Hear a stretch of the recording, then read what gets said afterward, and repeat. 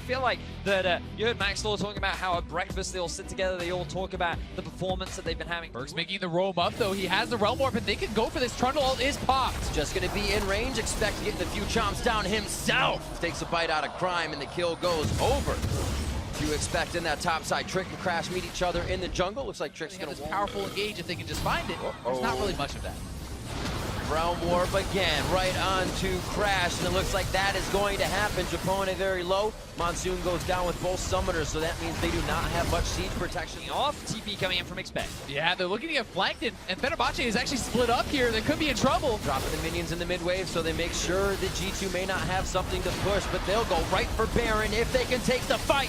Thaldrin goes down. The 50-50's only with Crash now, and the Smite. Expect stands tall on the front line. On the other side of the wall, man mode for him as he pushes Crash over.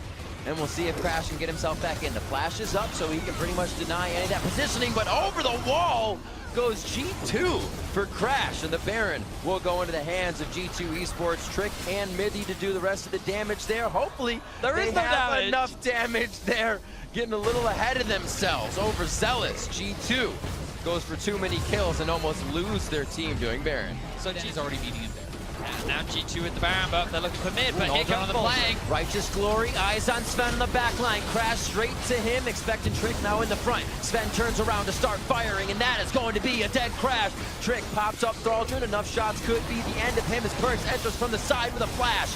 And now, without blinking, they continue the fight. Patton and Sven 1v1, blasted back with a buster shot. And a Cathy, it won't surprise anybody on this one. G2's in the base. Really good engage from Crash, but just too late into the game. G2 are far too strong, and they're going to go to a nearly perfect game against 1907 Fenerbahçe. Both teams coming in 0-1. There had to be a victor in the group, and G2 makes a bit of a statement for themselves here, climbing towards the top, looking for a 1-2 position here in Group C. They take down the final Nexus turret, and they will have the Nexus. 8-0, 32 minutes in. G2 take the victory over 1907 Fenerbahçe.